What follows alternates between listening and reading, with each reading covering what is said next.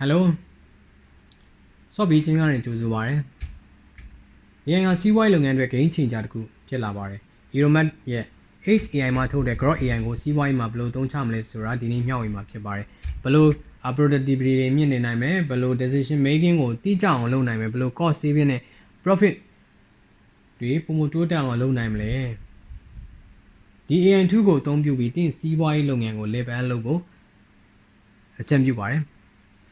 Customer support နဲ့ chatbot သုံးလို့ရတယ်။ Grok AI ကို Customer Service Automation အတွက်သုံးတယ်။ 24 chatbot အနေနဲ့ FAQ တွေကိုအလွယ်တကူဖြေရှင်းပေးနိုင်တယ်။မေးဖြေကိုအလွယ်တကူ response တိုင်းမြန်နဲ့ဖြေရှင်းပေးနိုင်တယ်။ Sentiment Analyze Customer feedback တွေကို AI နဲ့နားလည်ပြီးပုံမကောင်းမွန်တဲ့ Customer Experience တွေကိုပေးနိုင်တယ်။ Cost saving အနေနဲ့ကကြတော့ supporting ကို short ချနိုင်ပြီး response တိုင်းကိုလည်းပုံမြန်စေနိုင်တယ်။ E-commerce တခုမှာဒီ Grok AI ကိုသုံးပြီးတော့ order tracking တွေ return policy မေးခွန်းတွေကိုတိုက်ရိုက်ဖြေရှင်းနိုင်တယ်။နံပါတ်2အနေနဲ့ကတော့ AI powered data analyze ဒီ business decision တွေကို analyze လုပ်ပြီးတော့ AI ကိုသုံးပြီး analyze လုပ်မယ်ဆိုရင်တိကျတဲ့ business decision တွေကိုပြုလုပ်နိုင်မှာဖြစ်ပါတယ်။ဒီ market trend တွေကို analyze လုပ်လို့ရမယ်။ data driving analyze market trend ကို analyze လုပ်မယ်ဆိုရင်data driving decision making တွေကိုတိကျစွာလုပ်နိုင်တယ်။ risk management အနေနဲ့ကကြတော့predictive ပေါ့ကြိုတင်ခန့်မှန်း analyze လုပ်ပြီးတော့ဘယ်အချိန်မှာတော့ဘာဖြစ်မယ်ဆိုတာကိုကြိုတင်ခန့်မှန်းနိုင်တယ်။ financial risk အနေနဲ့လည်းဘယ်အချိန်မှာတော့ဘယ် decision ကိုမချတာကောင်းတယ်။အနေရရှိနိုင်တယ်ဆိုတော့ analyze တွေကို AI နဲ့လုပ်လို့ရတယ်။ computer analyze ကကြတော့ market computation တွေကို real time အနေနဲ့ဘယ်သူနဲ့တော့ဘယ် computer ကတော့ဘယ်လိုအခြေအနေရှိတယ်ဆိုတာကို AI ကိုအသုံးပြုပြီးတော့ analyze လုပ်လို့ရမယ်။ဥပမာအနေနဲ့ဒီ stock market investor တွေနဲ့ Grok AI ကို financial report တွေ stock trend တွေမှာ real time analyze လုပ်လို့ရတယ်။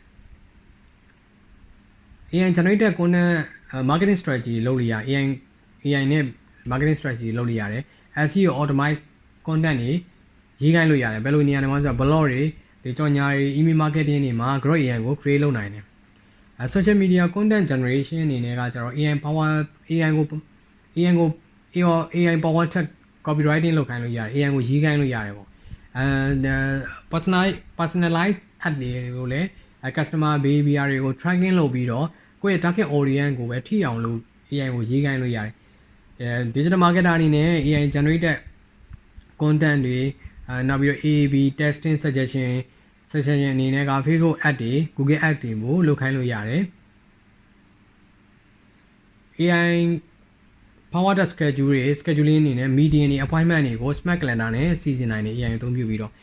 document automation မှာ contract တွေ report တွေ proposal တွေကို AI နဲ့ generate လုပ်ခိုင်းလို့ရတယ်။ email automation မှာ AI powered email response တွေ auto follow up တွေကိုလုပ်လို့ရတယ်။ small business owner အနေနဲ့ AI ကို team cooperation နဲ့ project management တွေမှာသုံးလို့ရတယ်။